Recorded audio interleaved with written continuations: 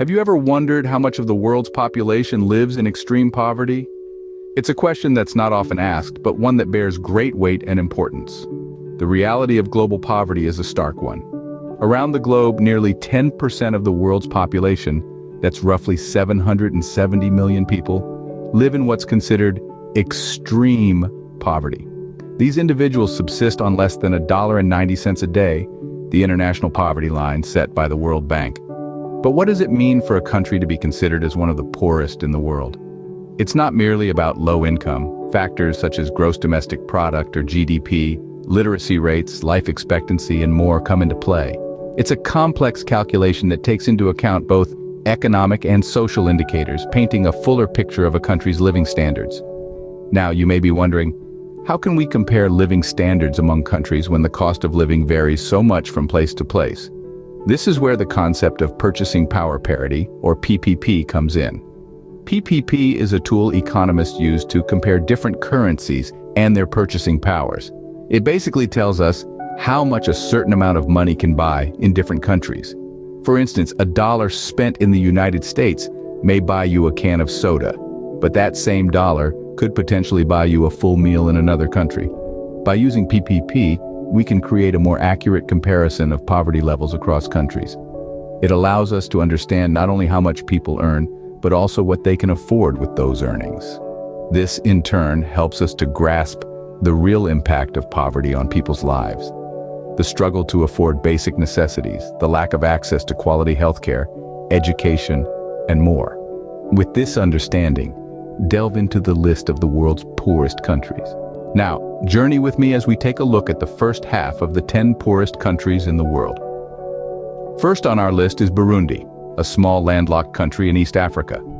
Despite having a predominantly agricultural economy, with coffee and tea as its main export commodities, Burundi struggles with low gross domestic product per capita, also known as GDP.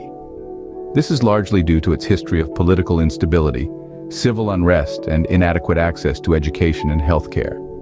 Next, we travel to South Sudan. This country in the northeastern part of Africa is one of the youngest in the world, having gained independence in 2011. South Sudan is rich in oil, but it's plagued by ongoing conflict and political instability. This, coupled with severe droughts and floods, has led to food insecurity and displacement of people, further exacerbating its poverty. Our third stop is Malawi, a country in southeastern Africa. Known as the warm heart of Africa, Malawi's economy is heavily based on agriculture. However, it's faced with numerous challenges, such as dependence on rain-fed agriculture, rapid population growth, and high rates of HIV/AIDS. These factors contribute to its low GDP and high poverty rate. Next, we find ourselves in the Democratic Republic of Congo, in Central Africa. Blessed with a wealth of natural resources, including copper, cobalt, and diamonds, the DRC could be one of Africa's richest countries. However, a history of political instability, armed conflict, and corruption has left its economy in ruins and its people in poverty. Finally, we visit Mozambique, located on the southeastern coast of Africa. Despite its rich agricultural potential and newly discovered gas reserves, Mozambique's GDP remains low. The country is grappling with high disease rates, particularly HIV/AIDS, and the aftermath of a decades-long civil war, which has hindered its economic growth and development. These countries, despite their rich cultures and potential resources, remain entrenched in poverty due to various factors. Continuing our journey, let's explore the remaining 5 of the 10 poorest countries. In the heart of West Africa, Sierra Leone, despite its wealth of diamonds, remains one of the poorest nations. The country's purchasing power parity, or PPP, is significantly low, and its economy is heavily reliant on mining. Yet the mining industry has been plagued by corruption and mismanagement, hindering progress and development. Moving on to Madagascar, an island nation known for its unique biodiversity, we find a similar tale of poverty.